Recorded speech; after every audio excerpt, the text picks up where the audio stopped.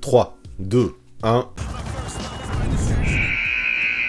Salut tout le monde, j'espère que ça va très bien en ce vendredi matin. Moi c'est plutôt la grande forme parce que j'ai l'occasion, encore une fois, ça faisait longtemps, de partir en Hot React. Ouais, dans la nuit de mercredi au jeudi, on a vu Curry sortir sur blessure face aux Pacers. Et depuis, les résultats de ses examens sont tombés. Il devrait manquer plusieurs semaines. Là, actuellement, les Warriors ont un bilan de 14 victoires pour 15 défaites. C'est pas très glorieux, et évidemment, la blessure du chef est un coup dur. Vont-ils sombrer dans les abysses? Vont-ils trouver des solutions? Eh bien justement, c'est ce que nous allons voir aujourd'hui, alors on ne perd pas plus de temps et c'est parti! Les Warriors peuvent-ils survivre sans Stephen Curry?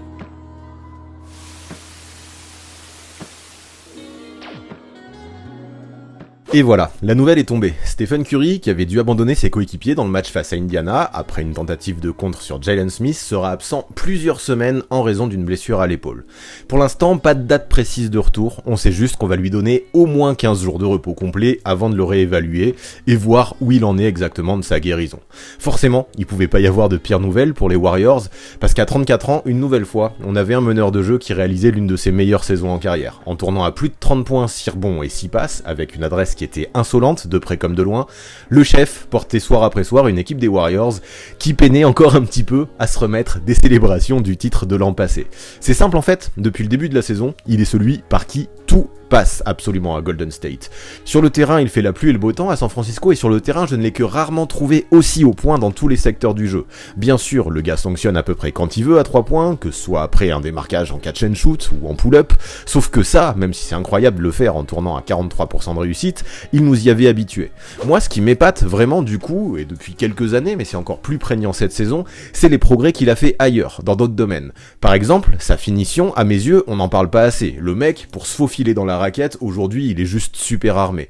Quand plus tôt dans sa carrière il s'arrêtait souvent à 4 ou 5 mètres pour balancer un flotteur, avec pas mal de réussite d'ailleurs, aujourd'hui il a encore plus d'armes, il va encore plus assurer ses drives en s'approchant encore plus du panier et en trouvant constamment des angles complètement incroyables avec de l'effet même parfois pour aller marquer.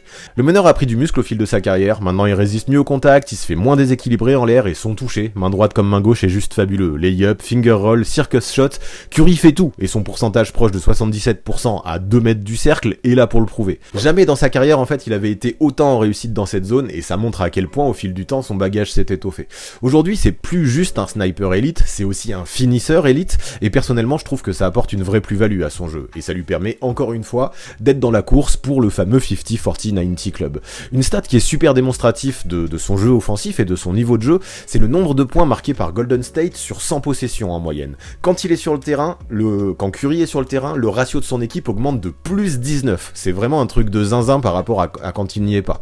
Et pour faire simple, en NBA, seul Nikola Jokic a plus d'impact que Curry dans le domaine. Ça montre encore une fois à quel point Curry est utile et important dans ce dispositif de Steve Kerr. Mais en plus de ça, son nouveau corps qui est plus solide lui a permis d'être aussi efficace de l'autre côté du terrain. Défensivement, aujourd'hui, Curry, il a plus rien du joueur facilement ciblable qu'il était avant, qu'il était en début de carrière. Maintenant, c'est un joueur qui est mature, qui connaît le jeu, qui est intelligent, qui lit les attaques et qui arrive à anticiper les actions. Aujourd'hui, il sait comment se placer et utiliser son corps pour être efficient on-ball. En parallèle, off-ball, il est toujours très attentif, il comprend la défense collective, et même si évidemment je veux pas dire qu'il est candidat pour le Depoy, son niveau de jeu défensif est au moins dans la moyenne haute même. Ses stats aux interceptions et aux contres sont pas fabuleuses, c'est sûr, mais à mon sens, elles font partie des plus trompeuses en NBA lorsque l'on veut évaluer du niveau défensif d'un joueur. Moi, ce que je vois surtout, c'est qu'on a un Curry qui va pas prendre de risques, qui va pas gamble pour voler des ballons. Non, en fait, il va rester en face de son défenseur, il va faire le taf qu'on lui demande, et rien que ça en fait un défenseur qui est au moins utile pour Golden State. Bien sûr, dans le domaine, il est pas aussi valuable qu'un Andrew Wiggins ou qu'un Draymond Green, par exemple, qui sont deux spécialistes dans le domaine. Mais quand même, aujourd'hui, par exemple, on peut noter que Curry a un meilleur defensive rating que Klay Thompson, et même si Thompson n'affiche plus le même niveau qu'à l'époque dans le secteur, je trouve que c'est quand même significatif de savoir ça. Là, c'est plus le joueur principal qu'on cible dans un 5 de départ, non, Curry, il fera le taf défensivement, au moins comme les autres. Là, en fait, pour faire simple, il manquait que le bilan, en tout cas à mon sens, le bilan collectif à Curry pour être un vrai candidat sérieux dans la course et dans le trophée au MVP cette saison.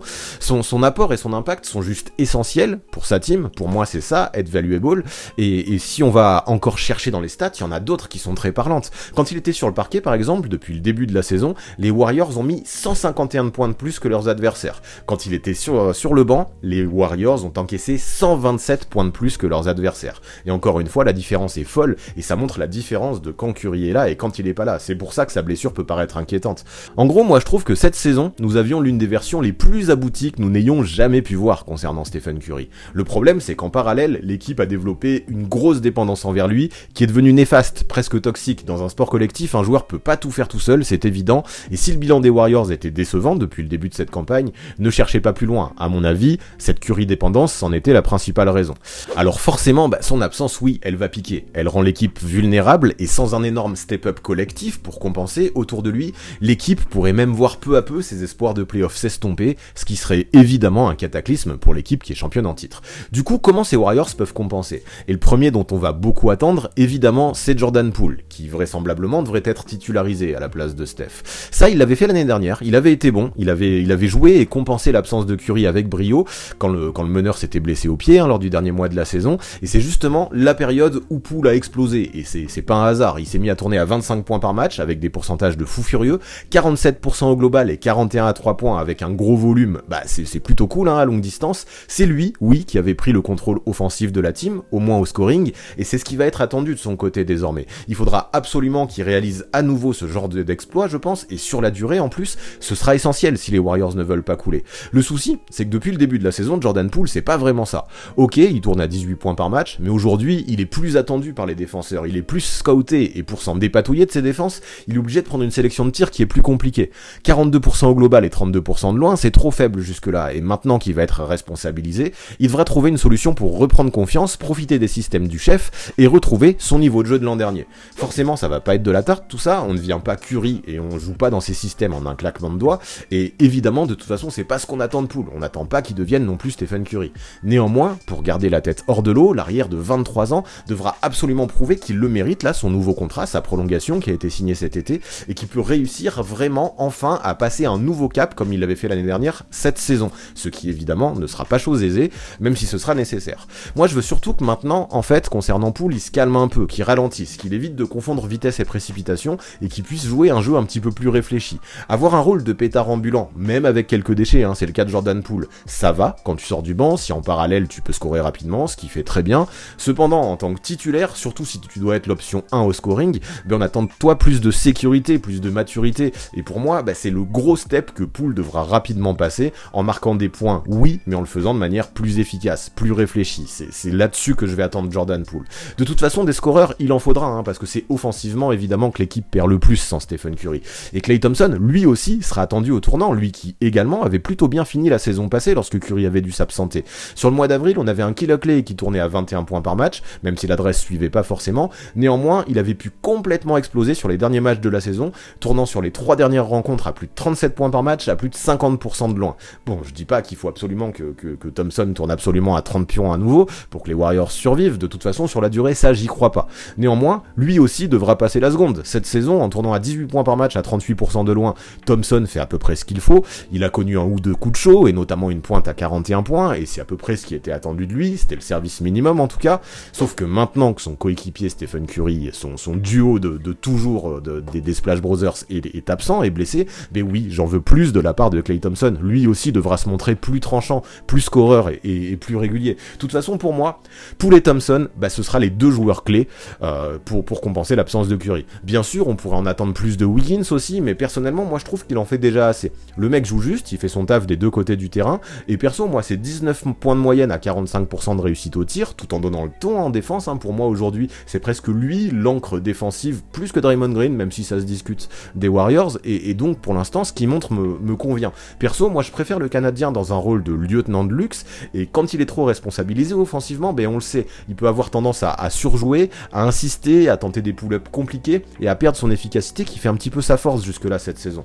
Alors je dis pas qu'il peut pas prendre le lead sur certains matchs, il en est capable, et si ça arrive, c'est clair, hein, les Warriors s'en plaindront pas. Ceci dit, pour moi, c'est pas à lui de faire le plus gros step-up pour permettre aux Warriors de survivre sans Curry. Maintenant, je veux ajouter quand même qu'il y a des jeunes, comme Jonathan Kuminga ou comme Moses Moody, qui ont deux excellents potentiels et qui peut-être pourraient profiter des responsabilités ou des opportunités qui leur seront offertes sans Curry. Ce serait pas du luxe. Cependant, je veux pas trop non plus compter là-dessus, parce que trop compter sur des joueurs, aussi talentueux soient-ils, qui manquent tant d'expérience, je me dis que c'est quand même pas loin d'être utopique. C'est pas non plus à eux de prendre le lead de cette équipe de Golden State, même si évidemment, l'un ou l'autre, on n'est pas à l'abri, hein, pourrait représenter une jolie surprise. Perso, moi j'adore Moody, j'aimerais bien voir ce qu'il peut donner en sortie de banc dans le rôle d'un Jordan Poole. S'il performe, ça pourrait aider, mais jusque là quand même, moi je me dis ça fait beaucoup de si et beaucoup d'inconnus. Et heureusement, même si Moody n'y arrive pas, on a peut-être un Donte DiVincenzo qui pourrait lui aussi avoir un rôle à jouer. Du coup, si on fait le bilan, oui, cette blessure est catastrophique, cataclysmique pour les Warriors, qui déjà n'étaient pas du tout dans une situation confortable en termes de bilan. Pour le moment, on a une équipe de Golden State qui assure plutôt à domicile devant son public, mais à l'extérieur, c'est la catastrophe encore une fois, avec un bilan de seulement 2 victoires pour 13 défaites. Et là, le problème, c'est que pour commencer sans Curry, l'équipe va enchaîner 4 matchs loin de ses terres. Et quand on voit les noms des adversaires, aucun ne sera facile, hein, ce sera tous sur la conférence Est, ce sera un road trip avec les Sixers, les Raptors, les Knicks et les Nets. Sans Curry, ça risque quand même d'être compliqué, on va pas se voiler la face. Et si les Warriors commencent par un 0-4 sans leur leader, la confiance pourrait prendre un vrai coup, ce qui clairement pourrait être néfaste pour la suite. En revanche, après, on aura 8 matchs à domicile du côté des Warriors. Et même là, s'il faudra recevoir des grosses teams, hein, comme les Suns ou comme les Grizzlies, beaucoup de matchs, je pense, seront à leur portée, avec des teams comme le Magic, comme les Pistons, et comme les Hornets, qui feront le déplacement jusqu'à San Francisco. Et dans ces moments-là, moi, à mon avis, il n'y aura pas droit à l'erreur. Donc après cette série, on sera le 13 janvier. Et si tout va bien, le chef aura fait son retour. Il pourrait même faire son retour pendant cette série. Donc est-ce que les Warriors peuvent survivre quand on connaît tout ça, quand on connaît les difficultés qu'ils peuvent avoir sans Curry, quand on connaît leur calendrier, avec ces 4 matchs compliqués à l'extérieur, et ces 8 matchs à domicile ensuite. Mais déjà, moi je me dis que sur les 4 matchs à l'extérieur, ce serait bien d'en gagner au moins un, juste histoire de pas prendre un gros coup au moral et de commencer en se disant ça y est, il n'y a plus Curry, on n'arrive plus à gagner, on en perd 4 de suite. La confrontation face aux Knicks semble peut-être la plus accessible et ce serait peut-être pas mal de la gagner. Si c'est pas celle face aux Knicks, je m'en fous, il leur en faudra une autre, mais ça je pense que ce serait bien. Dans un monde idéal, il leur faut au moins une win. Et derrière ça, moi je me dis que sur les 8 matchs à domicile, pour limiter la casse, il faudra faire au moins 50%, c'est-à-dire en gagner au moins 4, et ça je pense qu'ils peuvent le faire. Les Warriors là, ils vont jouer devant leur public, on sait qu'ils peuvent se surpasser dans ces conditions. Donc maintenant, pour être très bon, il va sûrement falloir du grand Jordan Poole et du grand Klay Thompson, mais même si eux sont pas non plus exceptionnels, je me dis que normalement cette équipe de Golden State a les armes pour y arriver quand je vois les noms des équipes qui vont affronter. Ça leur ferait un bilan de 19 victoires pour 23 défaites mi-janvier. Avec ça, clairement, même si c'est pas foufou, les espoirs pour les playoffs ne vont pas non plus totalement s'envoler. Par contre, attention, parce qu'on a une conférence Ouest qui est ultra dense, et actuellement, en gros, on a 12 équipes pour 10 places pour le play-in. Et là-dessus, je pense que la guerre risque d'être assez folle. Donc attention, oui, parce que si les Warriors peuvent survivre sans Curry, je pense qu'ils en sont capables, ce sera compliqué, mais je suis persuadé qu'ils peuvent le faire quand je vois un petit peu la dynamique du groupe, quand je vois les pièces qui sont capables aussi d'élever leur niveau de jeu, et quand je vois aussi le calendrier, je suis sûr que oui, ils peuvent encore survivre sans Curry, ils peuvent toujours rêver de playoff, il n'y a pas trop de problème. Néanmoins, attention à pas prendre trop de retard trop rapidement, parce que sans ça, là, si sur les 12 matchs suivants, il y a je sais pas, 9, 10, 11 défaites, avec même s'il y a encore plus d'une demi-saison à jouer, prendre trop de retard, ça pourrait être très compliqué, et ce sera de plus en plus difficile ensuite d'entamer une remontada, Stephen Curry ou pas. Donc c'est maintenant que ça va se jouer, on attend les Warriors forts, on attend Jordan Poole et Klay Thompson forts, et on va voir surtout ce qu'ils vont donner pendant les 8 matchs qu'ils auront à domicile, là, pour enchaîner la fin de leur road trip. J'ai hâte de voir ça, aux Warriors de jouer, tout n'est pas perdu, mais il va falloir s'accrocher. Voilà pour ce qui est des Warriors sans Stephen Curry, voilà pour ce qui est de ce nouvel Hot React. Est-ce que ça vous a plu? Est-ce que vous y croyez encore à ces Warriors qui déjà étaient en difficulté? Qu'est-ce que ça va donner à vos yeux les 12 prochains matchs? Dites-moi tout ça en commentaire, ça m'intéresse. Si vous êtes de la team qui pense que les Warriors vont sombrer dans les abysses, vous m'inscrivez glouglou avec l'emoji goutte d'eau si vous voulez, et si vous pensez que ça va rouler pour cette équipe de Golden State, je veux l'emoji Poole, en référence à Jordan Poole. Avec ça, amusez-vous bien, mais pour finir, on n'oublie pas les bails, abonnez-vous à la chaîne, activez la cloche cloche pour recevoir les notifications, lâchez un maximum de pouces bleus et évidemment, avec ces emojis, rédigez vos meilleurs commentaires. Big up en tout cas à tous ceux qui sont restés jusque là dans ce Hot React, c'est super important pour le référencement, la mise en avant et le watch time sur YouTube, et merci à tous ceux qui continuent à soutenir sur Twitch et sur Tipeee dans cette période difficile. Ouais, espérons qu'on va relever un petit peu la tête après la Coupe du Monde, j'y crois fort, mais pour ça, j'ai besoin de vous, alors n'hésitez pas. À très vite.